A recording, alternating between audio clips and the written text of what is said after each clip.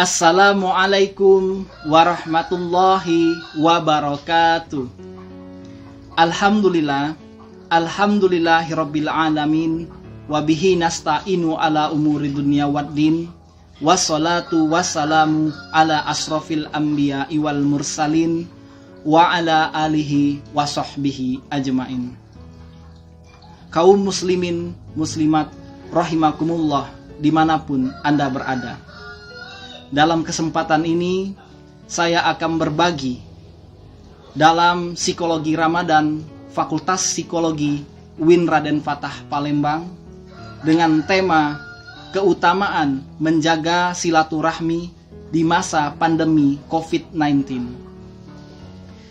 Sebagaimana kita ketahui, sejak akhir tahun 2019 hingga memasuki bulan Ramadan 1441 Hijriah, kita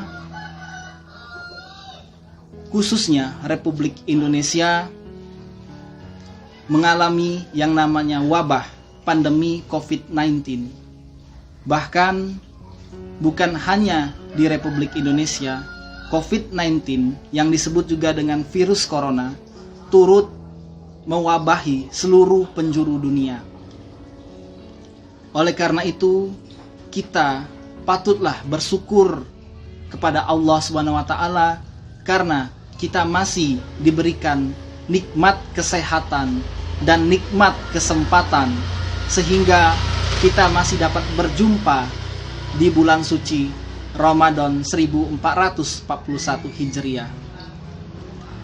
Akan tetapi, dengan adanya COVID-19 virus corona ini, kita sebagai umat, sebagai manusia mengalami berbagai dampak yang disebabkan oleh COVID-19 ini. Bukan hanya dampak fisik, akan tetapi juga berdampak sebagai psikologis, sosial, bahkan spiritual. Dengan tema keutamaan menjaga silaturahmi di masa pandemi COVID-19, ada 4 keutamaan dari menjaga silaturahmi di masa pandemi COVID-19 ini. Apa itu? Yang pertama, ketika kita tetap menjaga silaturahmi, maka insya Allah akan diluaskan rezeki. Kenapa diluaskan rezeki?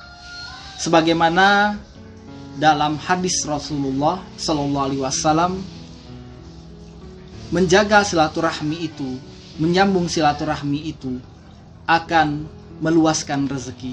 Rezeki di sini bukan hanya berupa materi, bukan hanya berupa uang, akan tetapi rezeki di sini ketika kita menjaga silaturahmi, kita akan mendapatkan nikmat-nikmat psikologis, nikmat-nikmat kebahagiaan.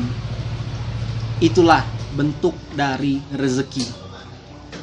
Rezeki itu luas, bukan hanya berupa materi. Yang kedua, yaitu dipanjangkan umur. Kenapa dipanjangkan umur? Karena ketika kita melakukan silaturahmi, kita akan mendapatkan kepuasan psikologis.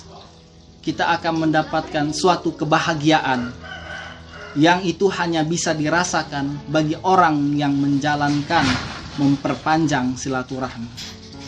Yang ketiga adalah menghapuskan dosa. Kenapa menghapuskan dosa? Kita sebagai umat manusia, umat yang bermasyarakat, pasti tidak mungkin luput dari yang namanya dosa.